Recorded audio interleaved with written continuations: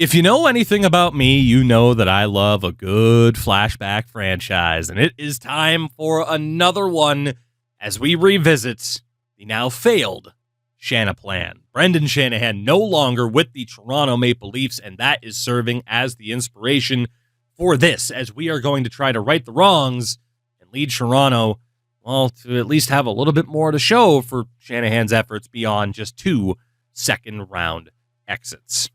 I have a lot to bring up here in terms of setting up the kind of, explanation for this, the ground rules for what we're going to do. So bear with me for a couple of minutes. If you don't care, hey, just skip ahead, a couple minutes there, and you'll be at the start of what we're looking to do here. The gist of it is, I ended up playing NHL Legacy Edition with a couple of friends of mine. Shout out to Sin, Monk, and Endo on twitch.tv/Chugi24 the other night. Make sure to follow that channel if you haven't already. I stream at weird times, but you can always watch the VODs after. Or, you can wait until stuff ends up on YouTube if it does. But we, and to explain how we were playing NHL Legacy Edition, because the servers are long down, you have a PC and you can get the game on an emulator. There is a program called Parsec that allows you to essentially connect to a friend's computer and be able to interact with it. So essentially, through an emulator and Parsec, we are able to mimic couch co-op. It's not perfect. It can be a little bit laggy, a little bit wonky. Certainly, I've asked for this before. Hopefully, EA finally adheres to my request. Let me invite friends to play franchise mode offline. Just let me get to the lobby of a franchise mode game that regular season I'm trying to play. Let my friends connect, and let us essentially mimic couch co-op just without having to go through an emulator. Anyway, that was the inspiration for this, because I wanted at first to edit the rosters, and I'm like, man, there's no way. Because back in the PS3, Xbox 360 days, roster editing was not what it has been for the past 2 eras or generations of consoles, right? Like from here, you can see everyone's potential. You can interact with this. Like I could go into edit Hampus Lindholm. It's the system that we know and love or hate for the past 10 years now. The thing is, back in that prior era, you were only allowed to look at the team rosters. It didn't show someone's potential. You had to back out, go to a different screen to edit. Basically, it's twice the work to edit the rosters. And the reason why that's important is because this game came out over a year after Brendan Shanahan was hired by the Leafs. He was hired in April of 2014, meaning the active EA game at the time would have been the legendary NHL 14. But again, it was a pain in the ass to edit rosters in that generation. It would have taken twice the time. So then you might be saying, well, what about NHL 15? And if you know about NHL 15 for the PS4 and Xbox One, you will know that that game was a disaster, and there was no way it was worth the time to play franchise mode in that particular game. So I figured the next best thing was NHL 16, right? First and foremost, easier to edit. Secondly, it's a much more interesting time for the Leafs than when Shanahan first took over. Randy Carlyle had already been fired. They had already fired, a couple months before this game came out, the at the time general manager, Dave Nonis. So you had newly installed Kyle Dubas and Mark Hunter kind of as co-GMs. You had, unfortunately, Mike Babcock was the new head coach heading in to this season. The Leafs are fresh off of drafting Mitch Marner 4th overall and have recently traded Phil Kessel to the Pittsburgh Penguins.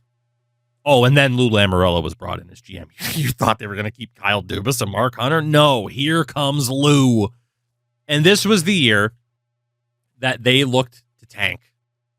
And they tried real hard to tank because there was a certain somebody who was ready and waiting to be the guy. That man is Austin Matthews. This is the Austin Matthews draft. And in terms of going back and editing, I honestly had a lot of fun. Double checking kind of what was going on at the time, how EA had things set up. It was a freaking zoo. It was a clown show, to be honest. But to make sure that we had somewhat accurate rosters, I went to the November 6th, 2015 file and then started updating things from there, correcting potentials. Not everyone, but, correcting some potentials for guys who EA thought were going to be good. Some guys who EA thought were going to be bad. A great example, of course, can be pretty much anywhere. in the WHL, OHL, I mean, really anywhere in junior. Medium elite, Ivan Provorov is a great example. Let's see who else we can find here. Jake Bean didn't quite work out, did he? With Edmonton, I mean, there's plenty of these guys, right? Like the Brett Pollocks of the world that just didn't work out, whereas, Dyson Mayo had somewhat of a career. Habs fans, did Nikita Sherbak work out that well? No, he did not. I think you guys get the gist, right? Like, what if we go back to NHL 16? What if we take over the Leafs, who are near the end of their teardown, looking to start building back up? What if we stop guys from becoming good, like Jake Kriske, who never panned out at the NHL level, while also making sure that guys that, did pan out, that didn't get the respect at the time, end up getting a nice little opportunity. And I'm trying to find a name. I know there was a couple of them. I really should have written them down. But there were a couple of names out there where it's like, oof, massive, massive miss from EA. There were plenty of them, as you might suspect. I mean, again, I could scroll through this all day and scroll through the rosters, but I think you guys will get the idea.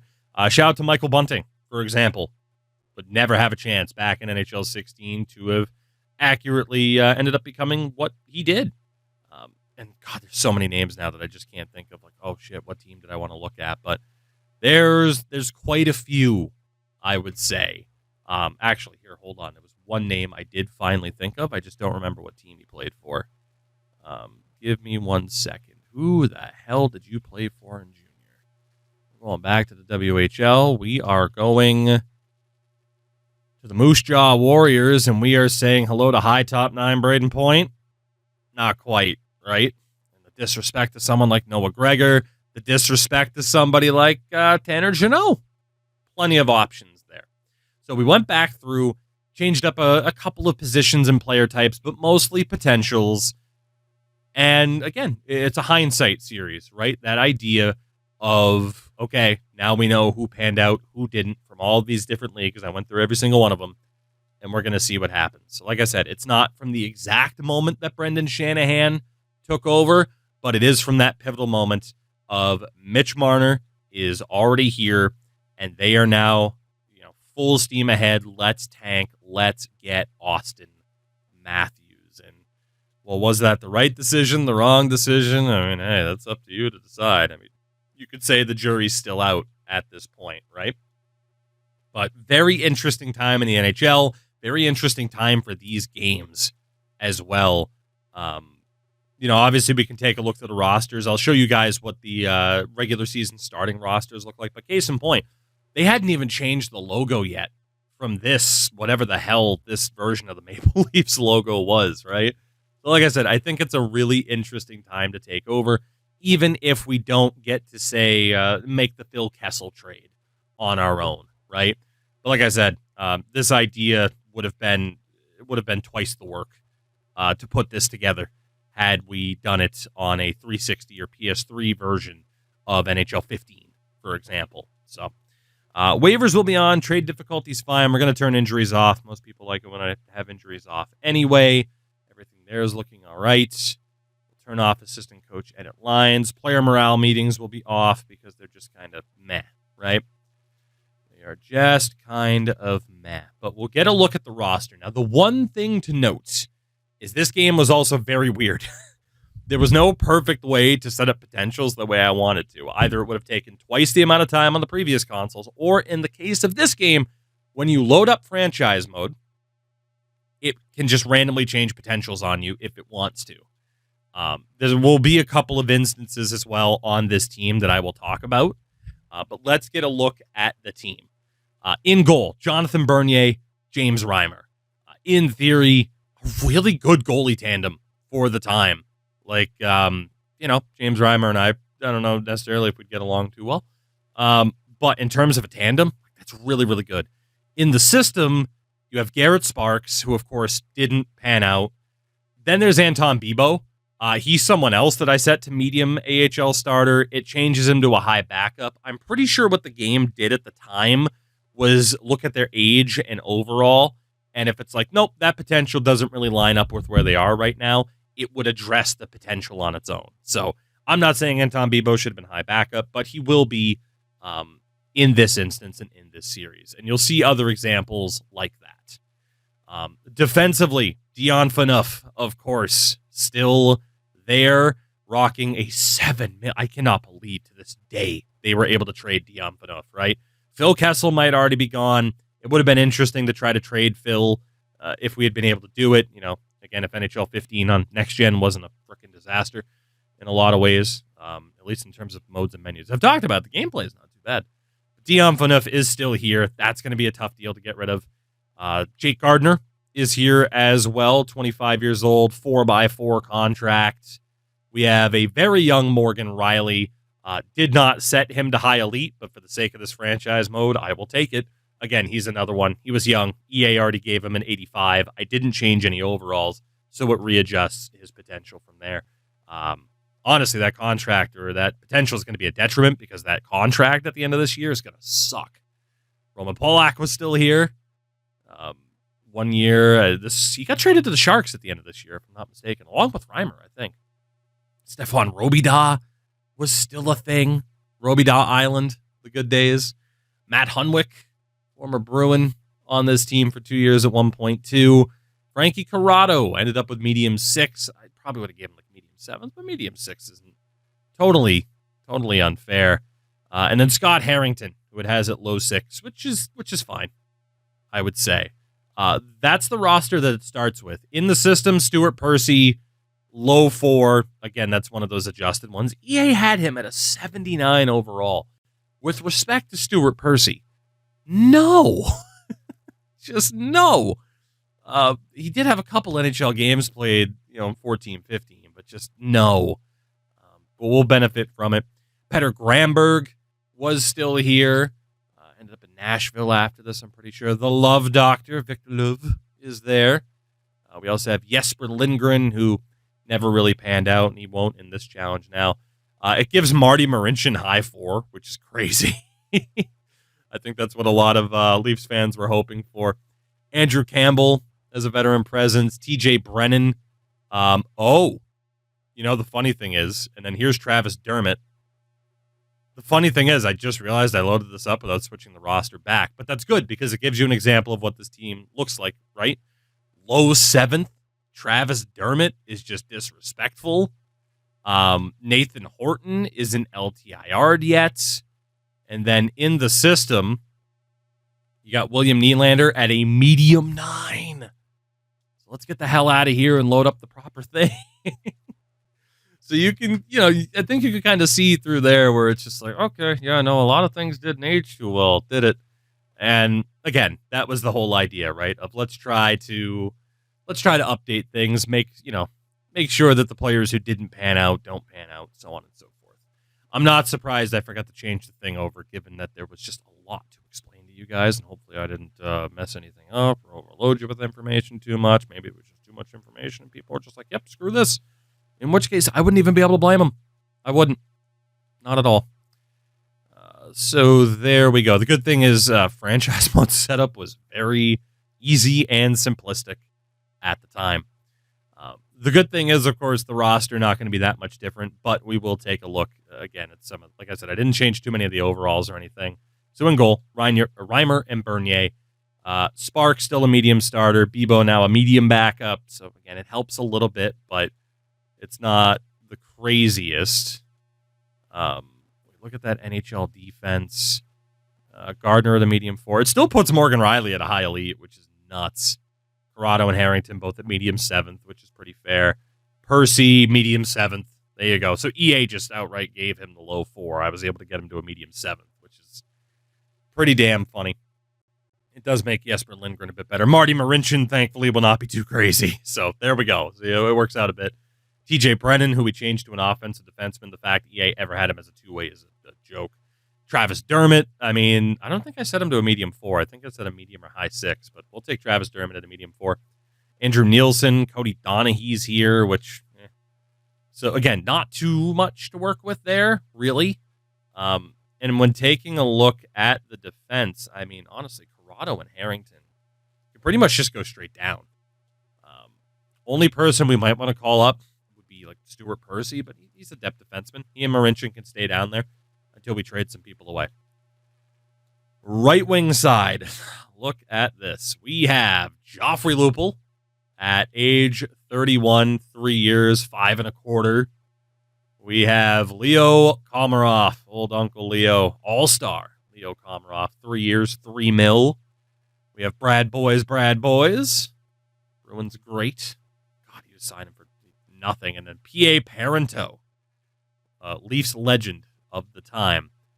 In the system, well, we do get some more familiar names. We have Richard Panik, who ends up at a low 9. I think I put him at a medium, but it's not too far off for Richard Panik. 1-year deal at this point. Mark Arcabello, who's just, he's there, fringe NHLer. Matt Fratton, old Frat Sanity, was kicking around. Is Arcabello making anything? 1.1.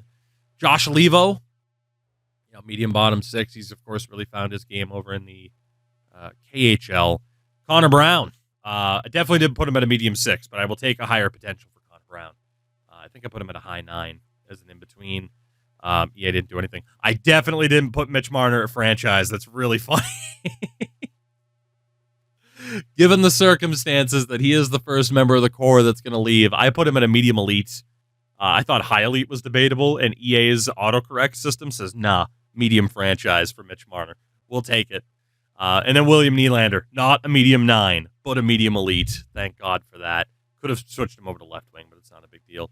And then Nikita Korostelev, who somewhat highly touted at the time. It just didn't happen. Left wing side, we start off JVR, probably the best bargaining piece that we have. 3 years, 4.25 for a contract. Michael Grabner was still here. Fresh off of being acquired, I think, pretty much, right? Like the deal that involved like Taylor Beck and players like that. So Michael Grabner's here. Sean Matthias around as well, making $2.3 million for the year. And Daniel Winnick also hanging in there, $2.2 million. But down in the system, well, not too much going on. Brendan Leipzig, who probably would have been an NHLer, but the guy was a douche who couldn't get out of his own way. Andreas Janssen. Again, it's someone else who I tried to give a slightly better potential to, but it is what it is. And then Dmytro Timashov, who I also tried to reduce. EA had him with an even better potential than that. But, players to work on. It was never going to be perfect. And then at center, of course, Nazem Kadri leading the way. What's he making at this point? 4.1 for the year. You have Tyler Bozak making 4.2 for the next 3 years. Nick Spaulding was still there. Kind of nuts. Peter Holland, who the game gives high 6. It's so weird. And then Byron Frazee, who might end up in the AHL for us. With the final few prospects, or at least AHLers, being Sam Carrick, Freddie Gauthier, and Ryan Rupert. Yeah, pretty much anyone who was 24 or older, the game was like, nah, man, we're just going to change that potential. Screw you. It was really good for prospect editing, at least. Like, it was able to give me the proper people, or the proper potential for the people I needed to change things for. But if we look at the starting version of this hockey team, again, without injuries, we got to figure out what's going to happen with Josh Levo here. To be honest, I might just scratch P.A. Parento. We are going to follow in Lou Lamoriello's footsteps here of trying to tear this team down as best we can, right? And like I said, we'll put Josh Levo in there because why not? In terms of the way this team is set up, again, it's interesting to look back at, okay, this is the first, season of Lamoriello, Babcock, Shanahan leading the way for the Maple Leafs. This is what the roster looked like. And this is what people mean when they say, hey, let's not act like changes didn't happen under the Leafs, because they did. Changes did happen. For better or worse, they did happen. And God, yeah, freaking Riley Polak, Gardner, Hunwick. I swear they used to run Riley Hunwick all the time. Maybe that's the way to do it. And then, of course, in goal, it's not that bad. The AHL ends up being a little bit interesting. with some of the younger guys that we have there. Obviously, someone like Johnson, we would want out for William Nylander and to bump him up as best we can. Ryan Rupert, I don't think we even have anybody to take out. We really don't. But could definitely bump up William Nylander with like Peter Holland and Richard Panik just to try to get him to develop. And then defensively, I mean, hey, there's options. Justin Hall is out there as a unsigned free agent, by the way. We will be taking a look at the free agent list here, too, just to see if there's anybody to bring in. And then TJ Brennan, got Andrew Campbell, Peter Granberg. Probably bring in like Victor Love, I guess. Maybe Granberg. And then Bebo and Sparks in net, like we talked about. So it's an interesting starting position for the team, to say the least. And, well, in terms of those free agents, not that we're going to be making any major signings because we really can't afford to, but that's an idea of the type of players who are out there on the open market. Gives you a better idea of the era, as it were, that we're dealing with here. And the goalies as well. Again, nobody really too crazy out there. In terms of potentials, best of the bunch, Henrik Lundberg. I mean, just a crap load of medium backups. I mean, there's really not too much going on there in terms of, oh man, sign that guy. Defensively, again, some of the top dudes that were out there. But prospect-wise, the big name has to be Marcus Pettersson, of course, the current Vancouver Canuck, and Justin Hall. The problem is Justin Hall was 23, man. The fact that he had any sort of success at the NHL level, I mean, he defied a lot of odds. He very much did. Also, a lot of high sevenths. Someone like Kyle Burrows is in that mix at that point. And again, not all these potentials, as I mentioned, would have been ones that I assigned, but it's better than it was. This way, freaking Hunter Shinkarik and Emile Poirier hopefully aren't high sixes. EA's system might have had something to say about that. It apparently loved Andre Kasha. I mean, I liked Andre Kasha too, and when he was healthy, he was very good. Maybe if his durability was like a 40, that would still be somewhat accurate. Top left wings, Yanni Gourde. That's one of those players I was looking for. I can't even necessarily blame EA, but yeah, Yanni Gourde wasn't viewed as anything in this game. I already showed you that Michael Bunting wasn't viewed as anything in this game. And then centers didn't make Freddie Goodrow that good. EA bumped him up a little bit further with this weird system. I don't know why either. He's 65 at 22. I don't know why it would make him better than a medium or high 9, but it did. So there are still technically a couple of names out there that we might be able to sign if we pull off some trades, but I do want to do what I typically end up doing, which is giving the AI a chance to sign some of those guys before we swoop in. In terms of the scouting, though, this is one of the fun things, right? Like, you take a look at some of the players that are in the draft at the time, and look at the OHL: Jordan Kyrou, Alex DeBrincat, Darren Radish, Jacob Chikrin, Mason Marchment. This game fucking hated Mason Marchment. It hated Kyrou. It hated DeBrincat. Loved Nathan Bastian. But yeah, there's a lot of names in here, most of which, didn't necessarily work out. Is worth noting, I did just recall one thing that I forgot to mention. In regards to certain players involved with Hockey Canada. I have eliminated them from the equation, so we do not have any awkward moments beyond what we are talking about right here and right now. It is what it is. Deal with it. Because I don't need to address it every 5 times. There's Carter Hart to be drafted or whatever the hell. But yeah, there's a lot of freaking players to look at here. Even in the WHL, you look at some of the top names that are up there. Case in point. But, of course, we already mentioned Tanner Jeannot, Logan Thompson. This game hated him. It hated Connor Ingram. I mean, it's going to be nice to see if this, as I mentioned, the alternate reality works out for us. In terms of the trade values as well, it actually has Nylander and Marner as their 2 most valuable players, which, I mean, makes sense. I don't think their value should be that high necessarily, but, it's not too bad. And then draft pick wise, we do have the Penguins first this year, of course, as a part of the Phil Kessel trade. So that's a nice little piece to have in our back pocket. And honestly, instead of taking a look at teams later, we can just kind of do it now. Like, this is the idea of what the Anaheim Ducks look like. The big thing for me, right, is going to be, like Nick Ritchie's not a high top 6 anymore, which is what he starts off as in this game. And if I invert this, I want to see if there were any names that ended up being kind of crazy. There might be better examples on other teams. We'll come back for the goalies if people care. But Arizona, led by Ekman Larson, Bodker, Hansel, Connor Garland is there. The game also didn't like him very much. Duclair, it bumped up to a high elite, which is just nuts. God, that system's so weird. Game hated Jordan Martinook. He would have been completely irrelevant in a standard NHL 16 franchise mode. Brendan Perlini, it was a medium 6. So, I mean, a lot changed, right? There were quite a few guys on these teams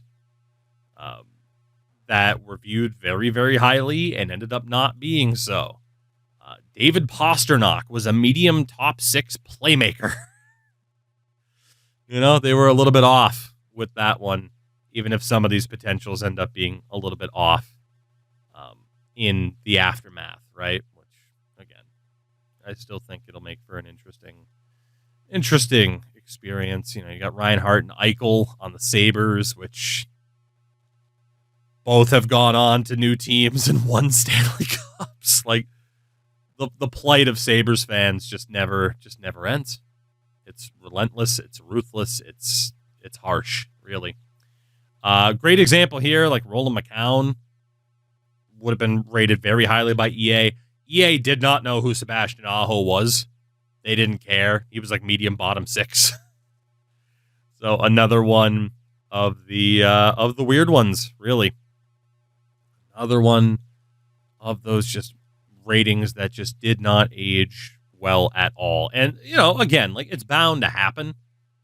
I think, though, EA really struggled and still do a lot of times in terms of properly rating prospects.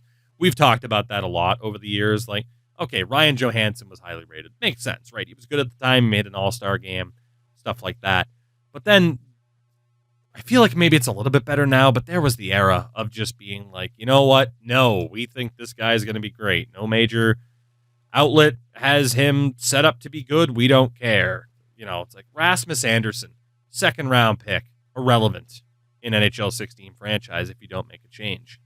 Also had to make Sam Bennett a grinder, of course, as opposed to a playmaker, which is what it is. But like Andrew Mangiapane would have been completely irrelevant, right? Instead, I mean, especially for Calgary, who's the one name I'm thinking of? I said it earlier, actually, but like Morgan Klimchuk, Emile Poirier, these two were two of Calgary's, if not Calgary's, best prospects in this game, which is kind of crazy, especially because Johnny Gaudreau wasn't even a medium elite, which, I mean, I guess could be understandable at the time, kind of. Like, look at what he did in his first full season, But that just brings me into mentioning, like, EA's shortcomings over the years.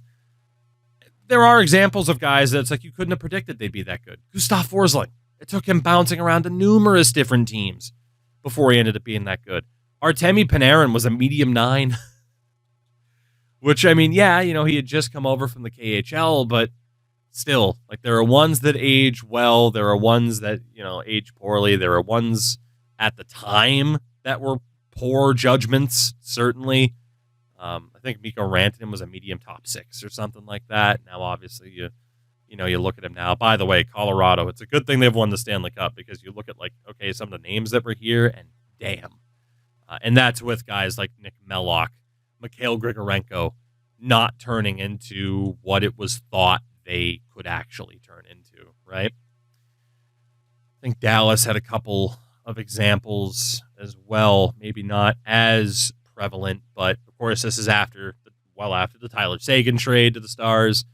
Rupe Hintz, no longer irrelevant in NHL 16 after some of these changes. Valeri Nichushkin, Dickinson, Faksa. I mean, again, nice to see that these guys will actually play an impact or play a part here. Detroit, same thing. Guys like Dylan Larkin, Tyler Bertuzzi, completely irrelevant. Mantha was barely relevant. And some of their lower end guys, I mean, like Ryan Sproul. I mean, EA was like, nope, future number one defenseman. So we're going to get that completely different experience. Edmonton, Connor McDavid, I had to make him high franchise, of course. Again, not every one of these would have been ones I assigned. Nail Yakupov, I think, was low elite. I dropped him down to high or medium bottom 6 even. But someone like Ethan Bear will get a chance now, which is really nice. Again, there'll be some other examples, but I just want to kind of look at the high end. Barkov gets a much better shot in this game. Mackenzie Weegar, another one of those guys where, you can't blame EA for not knowing that Mackenzie Weegar would turn out to be a stud. But you play NHL 16 with default rosters, your key players here are Lawson Krause and Eric Goodbranson. And that's not quite how things played out for the Florida Panthers of the time. And it's just crazy to think, right? Like, Barkov, Ekblad, Huberdeau, there's the future. And it's like, nope, these two in particular are out of there. Like, it's just so fun to look back at these rosters in that way. Adrian Kempe, someone else, completely irrelevant. Dominic Kubalik, I mean, again, coming over from the Czech League, I can forgive it a little bit. But in terms of some of those other guys where it's like, it just didn't really work out. The game really liked Nick Ebert. It really liked Spencer Watson, Valentin Zykov. Take a look at Minnesota. Parise and Suter, of course. Brodin, certainly not that good in EA's provided rosters at the time. Quite a few of these guys weren't all that relevant, really. Poor Eric Holla. I tried to make him better. The game said no. But, in terms of those top guys, I mean, they had a lot of veterans, but, if you really wanted to, if you were a big Christian Folan fan, this was the game. This was the game for you. Montreal, I mean, one of the biggest, like, oh my gods. Max Pacioretty, of course, EA had him as a power forward for years, because he's tall, so he must be a power forward. Arturi Lehkonen, I didn't make him that good, but EA said whatever, and honestly, it's fine. It's an overcorrection, because, again, irrelevant in this game. We were able to drop down Alex Galchenyuk. I mean, obviously, like, he had some years, but he didn't really pan out. Zach Kassian was still, like, a medium or high top 6 at the time. Noah Juleson, Nikita Sherbak, who I mentioned before, Sven Andrighetto. Like, if you do want to play this game, you have the ability to do so, and you want to play it with the rosters at the time, man, you can really revisit this era of, like, oh man, a lot of optimism for the Habs. New Jersey get given a chance to guys like Zaka, Stevens or Severson, Larson. And dropping down a few others. Of course, this was well before the Nico Hischier draft, but, guys like, Teddenby might not be the best example. Reed Boucher. Of course, Reed Boucher was going to be a star. Quinville, Blake Spears. Of course, these guys were going to be amazing for the Devils. They were not. Nashville, of course, not too long after, going to a Stanley Cup final, losing to the Penguins. Actually, this year. And, Weber, Yossi, Jones. I mean, Forsberg, Carrier got a little bit artificially bumped up, and it actually took a shot at Ryan Ellis. And it actually took a shot at Kevin Fiala, too. I made him a medium or a high 6, and the game said, nope, medium 9. It's so weird how the game does that. Same with Ekholm, but the point remains, you look at the roster and who was there at the time, and it's like, damn, man. It took this core running into somebody really special in the form of the Penguins. John Tavares, of course, with the Islanders.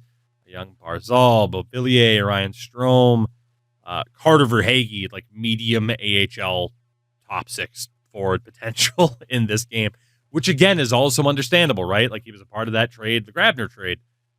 Nobody thought he'd be as good as he ended up being, but now we get to see, like, oh, shit, okay, we know he's going to be good.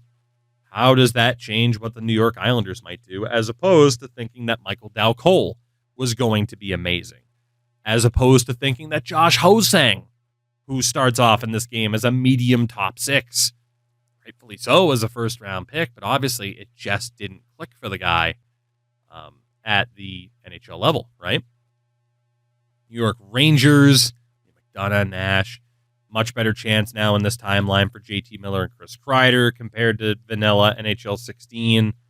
Actually goes for quite a few guys here in the mix, as opposed to, again, some of the dudes at the bottom who needed to be dropped a bit. Dylan McElrath, NHL 16, would have been a really, really good defenseman. Ryan Mantha, but that was more injury concerns, stuff like that. Ottawa, not too far away from going to the conference final at this time. As, of course, we did drop down some guys, but Carlson, Turris, Thomas Chabot, still in the minors. Dude, it made Nick Paul a high elite. Jesus Christ. This game's crazy, man. Holy hell. I mean, the prior gen would have taken longer, but Christ, it might have been more accurate. I made him like a medium 9, high 9, and made him a high elite. Honestly, I'm here for it. This is going to be a little bit wild, a little bit crazy, but I think I'm here for it. I guess you can't get a truly accurate NHL 16 playthrough, at least when compared to modern day. As you get a look there at the top, members of the Philadelphia Flyers, again, as opposed to certain other dudes starting off really, really strong. Taylor Lear, Nick Cousins, obviously Sam Morin, although that one's tough because it was mostly the injury bug for Sam Morin. And of course, Pittsburgh, who are about ready to go back to back. It would have been nice to be able to be the ones to facilitate that Phil Kessel trade, but we'll make the most of it. We'll do what we got to do. But yeah, some other guys like Zlobin, this game liked quite a bit. Still going to be some others down here as well. Daniel Sprong. Dude, these older games loved Daniel Sprong and hated Connor Sherry. Very much hated Connor Sherry. San Jose, it's painful to look at, but there is that core that came so damn close. In this timeline, they might trade Marleau and Thornton very early on. And again, a look at some of the dudes at the bottom there, who again may have been a little bit better. This game loved Jeremy Waugh. Despite being a second round pick, he was like the high 4, something like that, EA definitely had their favorites at the time. Mirko Mueller was still like, oh my God, he's going to be amazing. St. Louis still had Pietrangelo, Shattenkirk. I mean, damn. The pieces were definitely there to ruin Bruins fans' lives just a few years later. They did a pretty good job at it, too. Pretty good job. The Tampa Bay Lightning, obviously not that far away, but Stamkos, Hedman, again, Braden Plank got bumped up, Kucherov. Apparently Tyler Johnson's worth high franchise. Again, I can't explain the potentials. At least he's 25. Anthony Cirelli would have been pretty much irrelevant. Jonathan Drouin was still like high top 6 and only lowered him down a bit, but Tampa had a lot of guys like that. Nemesnikov, Cirelli, that were pretty much irrelevant. Jonathan Marchessault is the big one. I tried to make him better than a medium 9. It wouldn't let me. He's one of the big ones where it's like, oh my God, did that age incredibly poorly. Vancouver, Bo Horvat, the Sedins, of course, are still there. I tried to nuke him a little bit, but this was around the time where it's like, my God, Lyndon Bay is going to be sick. Sven Berchke, which Berchke was good. He just got hurt a lot. But Hunter Shinkaruk, Jake Virtanen, you load up the base version of NHL 16, Andre Padan, and those are the guys that are going to be looking amazing for that Canucks roster. And then Winnipeg still had Bufflin, Wheeler, Ladd was still there. Trouba doesn't end up being like too much of a factor typically.